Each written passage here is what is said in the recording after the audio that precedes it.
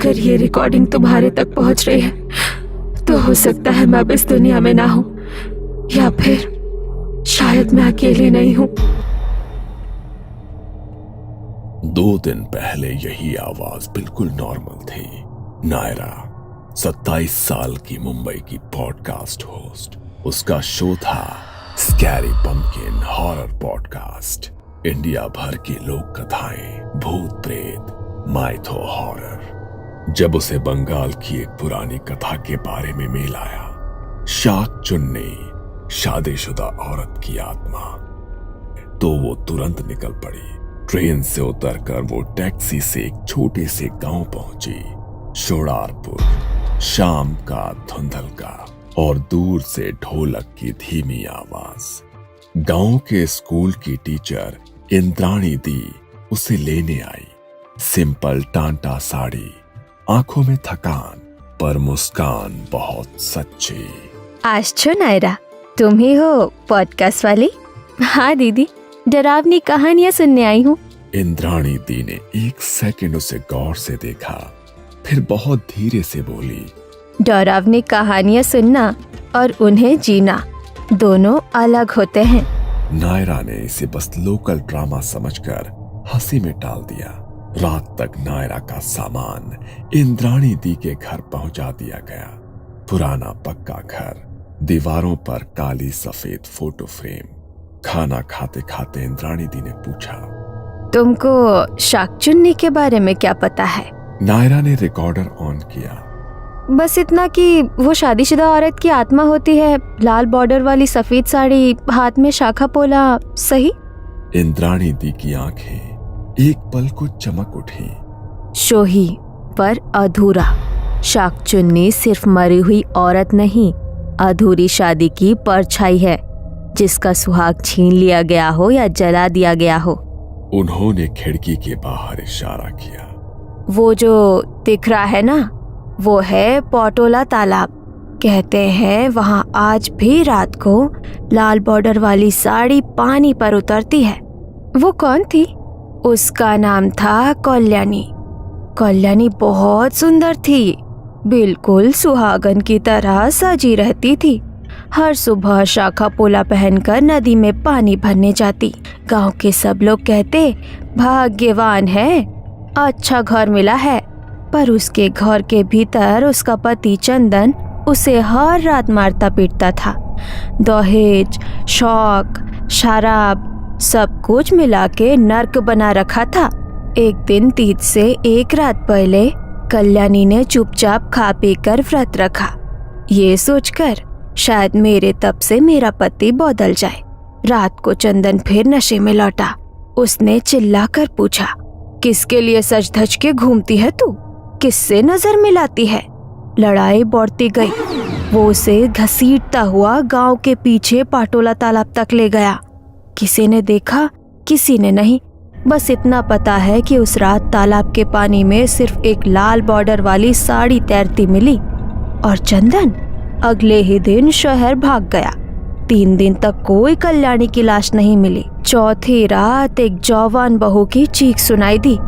उसने कहा उसे तालाब के किनारे एक औरत दिखी, भीगी लाल बॉर्डर वाली साड़ी, बाल गीले और हाथों में चमकती शाखा पोला।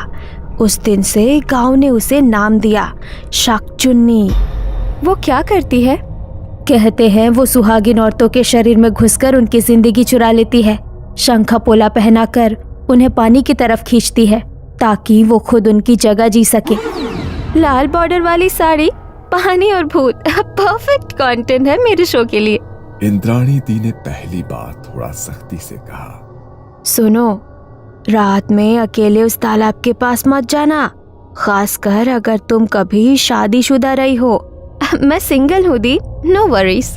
झूठ बोलते हुए उसकी आंखें 1 सेकंड के लिए झपकी थी। उसका दिमाग झटके से उस रजिस्ट्रेशन ऑफिस में चला गया, जहां 2 साल पहले उसने और आर्यन ने चुपचाप कोर्ट मैरिज की थी। और फिर 1 साल बाद बिना किसी को बताए तलाक। ना कोई मंगलसूत्र, ना कोई शंखा पोला। उसे लगा शादीशुदा वाली कैटेगरी में तो नहीं ही आती अब मैं। इंद्राणी दी ने उसकी आंखों का वो पल भर का बदलाव देख लिया था, पर कुछ नहीं बोली। उस रात लगभग 11 बजे के आसपास नायरा चुपचाप निकल पड़ी। रिकॉर्डर, कैमरा, टॉर्च सब तैयार। तालाब तक जाने वाली पगडंडी पर अंधेरा। पेड़ों के बीच से जुगनू की हल्की हल्की रोशनी दिख रही थी। दूर से मेंढकों की टर टर की आवाज और साथ ही पानी की धीमी आवाज। उसने रिकॉर्डर ऑन किया। Day 1, 11 PM। मैं अभी पाटोला तालाब के पास हूँ। लोकल लोग कहते हैं यहाँ एक शाकचुन्नी रहती है जो लाल बॉर्डर वाली साड़ी पहनकर सुहागिन औरतों को पकड़ती है। वो अपने नरेशन में इतनी डूबी हुई थी कि उसे पता ही नहीं चला कि कब उसकी टॉर्च की रोशनी पानी की सतह पर आ गई। तालाब एकदम शांत था। अचानक पानी की सतह पर कुछ हल्का सा हिला। नायरा ने टॉर्च की रोशनी फोकस की। कुछ सेकंड के लिए उसे साफ लगा कि पानी के ऊपर लाल किनारे का कोई कपड़ा तैर रहा है। उसने टॉर्च और पास लाई। कपड़ा गायब। मे बी मेरी आंखें मुझे प्रैंक कर रही है। उसी समय पीछे पत्तों पर किसी के चलने की आवाज आई, धीमी, साड़ी के घिसटने जैसी। इंद्राणी दी। पीछे सिर्फ अंधेरा था, पेड़, छाया और हवा। वो वापस कैमरे की तरफ मुड़ी। लेंस में उसे अपने कंधे के पीछे एक पल के लिए लंबे गीले बालों का धुंधला सा प्रतिबिंब दिखा। वो झटका खाकर पलटी। फिर वही, कुछ नहीं। उसकी दिल की धड़कन तेज होने लगी। इनफ फुटेज फॉर टुनाइट, उसने खुद से कहा और जल्दी जल्दी लौट आई। कमरे में लौटकर उसने बैग खोला SD कार्ड निकालने के लिए। जैसे ही उसने फ्रंट पॉकेट की चैन खोली, सफेद टाइल पर 2 चीजें लुढ़क कर रुकी। एक सफेद शंखा और एक लाल पोला। शंखा पोला की चूड़ियां। वो कुछ सेकंड घूरती रही। ये मेरे बैग में कैसे आए? उसने उन्हें हाथ में उठाया। चूड़ियां हल्की सी ठंडी थी, जैसे अभी अभी पानी से निकाली गई हो। उसी समय दरवाजे पर दस्तक हुई। इंद्राणी दी ने अंदर झांक कर देखा और तुरंत उसकी हथेलियों पर नजर गई। उनका चेहरा एकदम सफेद पड़ गया। ये तुम्हें कहाँ से मिले? मैंने तालाब से लौटकर अभी बैग खोला, खुद ही थे पॉकेट में। आपके हैं क्या? इंद्राणी दी ने बिना जवाब दिए तेजी से आगे बढ़कर उसके हाथों से चूड़ियां छीन ली, कपड़े में लपेटी और दीवार पर रखे हुए छोटे से देवघर के पास रख दी। तुमने कहा था तुम सिंगल हो। मैं थी शादीशुदा, अब नहीं हूँ, पर ये सब इरेलेवेंट है ना? इंद्राणी दी की आंखों में अजीब सा गुस्सा और डर मिला हुआ था। शाकचुन्नी के लिए इरेलेवेंट नहीं है, उसके लिए तुम अभी भी कभी की हुई सुहागिन हो। तुमने वादा तोड़ा है नायरा, अपने बारे में और उससे भी। उससे कौन? जो पानी में रहती है और जिसकी चूड़ियां अब तुम्हारे हाथों में थी। रात उस कमरे में अचानक बहुत भारी लगने लगी। उस रात नायरा को नींद बहुत देर से आई और जब आई तो सीधे तालाब के किनारे वो सपने में खुद को देख रही थी, लेकिन साड़ी में, सफेद साड़ी, लाल बॉर्डर, बाल तेल लगे हुए, पीछे की चोटी, मांग में सिंदूर। वो पानी में खुद का चेहरा देखती है, पर चेहरा उसका नहीं, किसी औरत का, कल्याणी जैसा। पीछे से एक कर्कश आवाज सुनाई देती है। किसके लिए सज धज के घूमती है तू? मैंने कुछ नहीं किया, वो मैंने व्रत रखा है तुम्हारे लिए। चंदन उसे बालों से पकड़कर घसीटता है। उसकी चूड़ी टूटती है, पानी की सतह काली दिखने लगती है। अचानक सपने का एंगल बदल जाता है। अब वो ऊपर से देख रही है।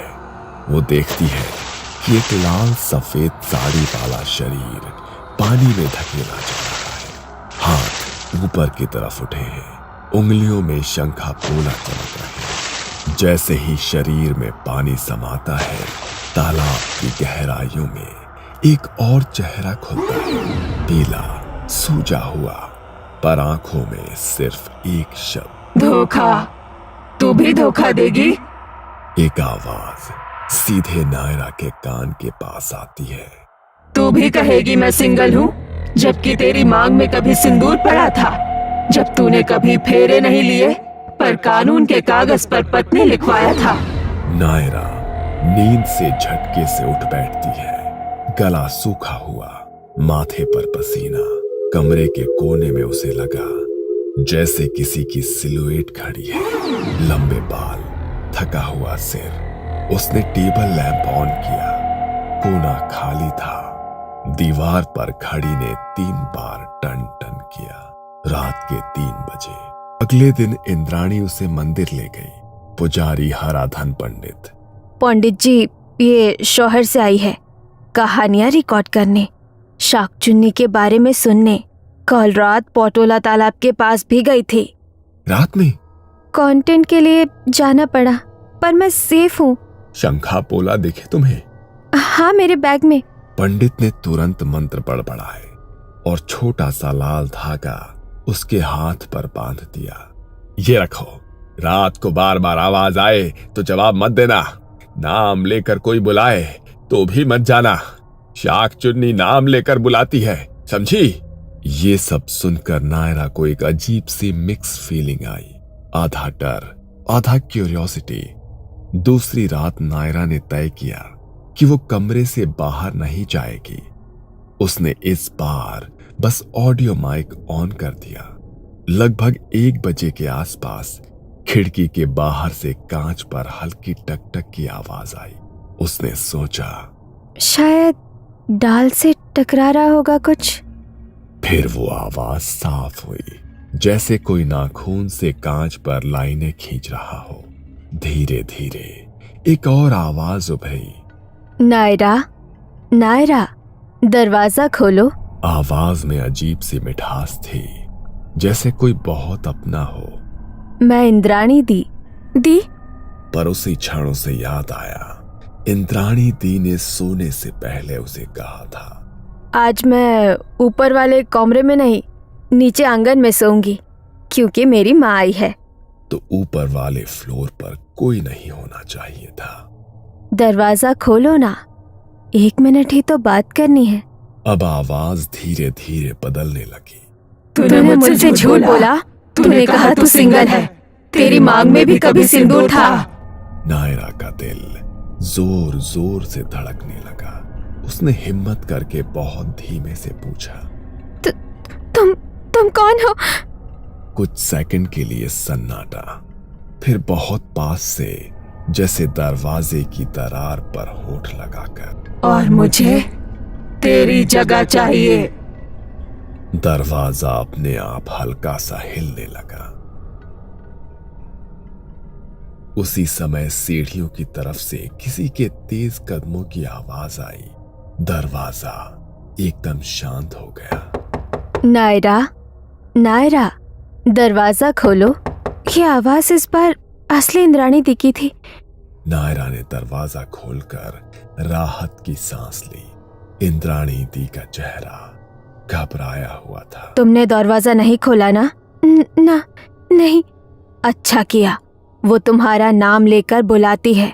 पहले वो मेरे साथ भी ऐसा ही करती थी। आपके साथ?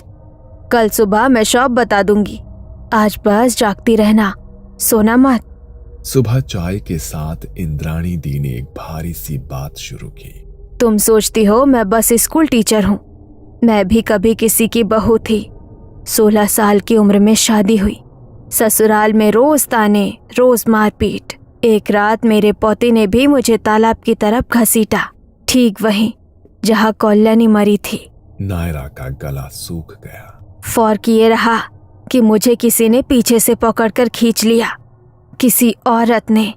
मैंने मुड़कर देखा, भीगी हुई लाल बॉर्डर वाली साड़ी, हाथ में शाखा पोला, पर चेहरा धुंध में छिपा हुआ।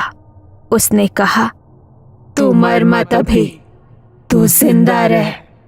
तू देख इन मर्दों का क्या हाल होगा। मुझे लगा स्वप्न है, पर अगले ही दिन मेरे पति की लाश तालाब में मिली।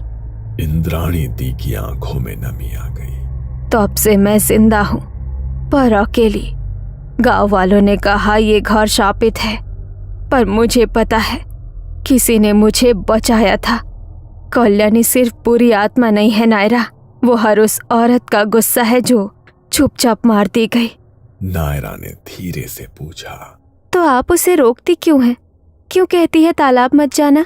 इंद्राणी दी ने उसके हाथ की तरफ इशारा किया जहां लाल धागा बंधा था। हर औरत को उसकी जगह देने के लिए शरीर जरूरी नहीं है। कुछ औरतें बस कहानियां बनाकर भी जिंदा रह सकती है। अगर हर कोई शाकचुन्नी बनी फिरती तो दुनिया में कोई औरत बचती नहीं। मैं चाहती हूँ तुम सिर्फ उसकी कहानी सुनो, उसकी जगह मत बनो। शाम को मंदिर में छोटी सी आरती थी। हराधन पंडित ने नरम आवाज में कहा, आज रात एक खास पूजा है। गांव के पास देवी के नाम पर दीपदान। तुम रिकॉर्ड कर लो, अच्छा कंटेंट मिलेगा। नायरा नहीं जाएगी, आज नहीं। पंडित ने उन्हें अलग ले जाकर कुछ फुसफुसाया जिसमें शाकचुन्नी, शांत, बलि जैसे शब्द सुनाई दिए। नायरा को बस इतना समझ आया कि दोनों किसी डील की बात कर रहे थे। रात को किसी ने धीरे से नायरा के कमरे की खिड़की पर दस्तक दी। नायरा ने दरवाजा खोला। मेरे साथ चलो। कहाँ? तालाब। आज शॉप खत्म हो सकता है।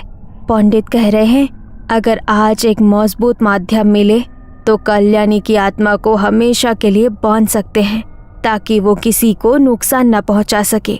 मजबूत माध्यम यानी तुम। रात के 12 बजने वाले थे।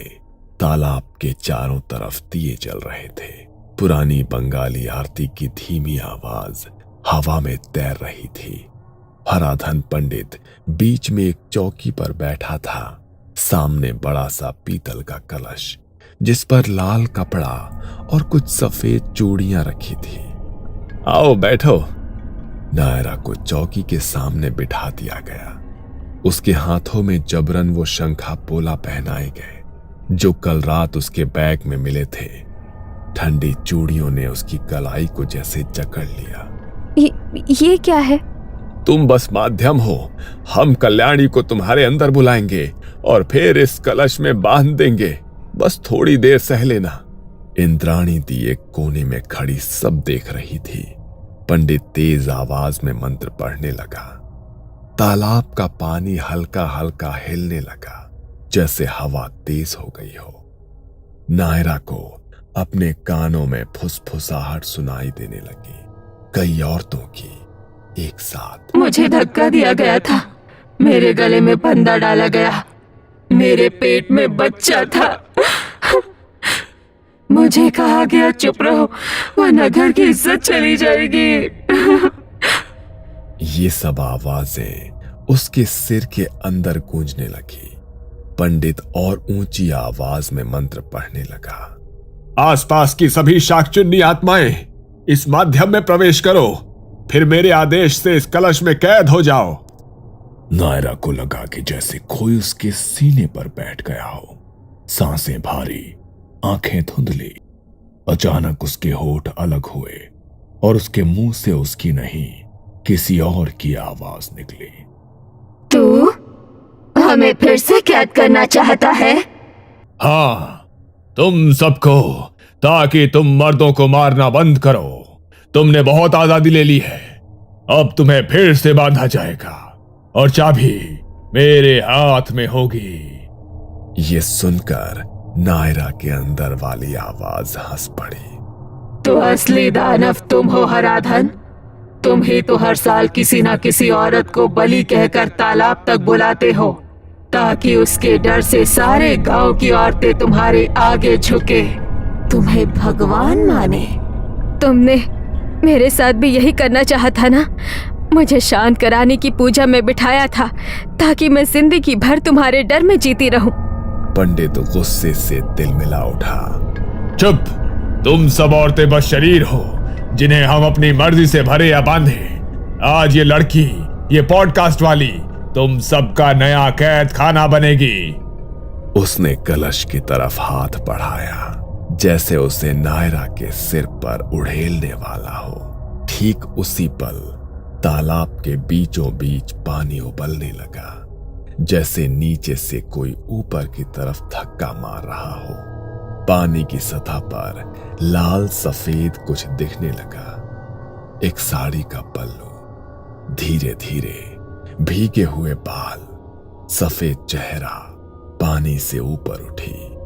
वो थी शाक चुन्नी। लेकिन अजीब ये था कि उसका चेहरा एक नहीं था। कभी वो कल्याणी का लगता, कभी किसी और औरत का, कभी इंद्राणी दी जैसा तो कभी खुद नायरा जैसा।